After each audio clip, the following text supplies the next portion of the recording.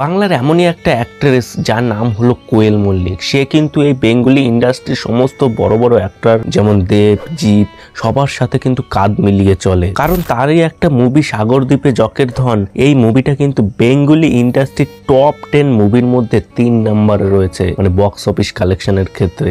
যেখানে কিন্তু এই খাদান মুভি না আসা পর্যন্ত কিন্তু সে 2 নম্বরে ছিল। এখন যদিও 3 নম্বরে এসেছে, সে কিন্তু 25.2 কোটি টাকা কালেকশন করেছে বক্স অফিসে, যেখানে লিড রোলে ছিল কিন্তু এই কোয়েল মল্লিক এবং পরম ব্রত।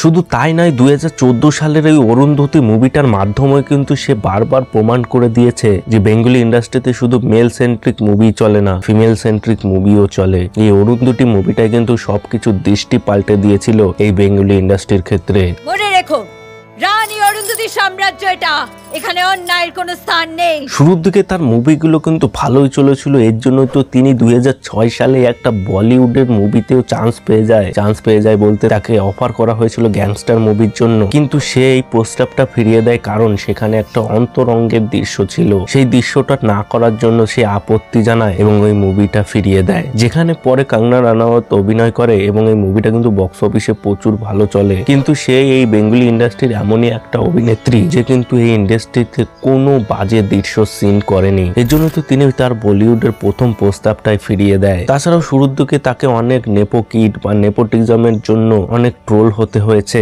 যে সে রঞ্জিত মল্লিকের মেয়ে বলে শুরুতেই এই মুভিতে চান্স পেয়ে গেছে এবং তাকে তো অনেকে ন্যাকা বলতো। এইসব কিছু সহ্য করার পরেই কিন্তু সেই বেঙ্গলি ইন্ডাস্ট্রিতে টপ অ্যাক্টরদের মধ্যে নাম্বার 1 হয়ে গেছে। আজকের এই ভিডিওতে আলোচনা করব কোয়েল মল্লিকের এই পুরো মুভির জার্নিটা, যেখানে সে বেঙ্গলি ইন্ডাস্ট্রির টপ মুভিগুলো কিন্তু সে ফিমেল সেন্ট্রিক মুভিগুলো কিন্তু সেই দিয়েছে। তাই আর বেশি দেরি না করে শুরু করা যাক আজকের এই ভিডিওটা।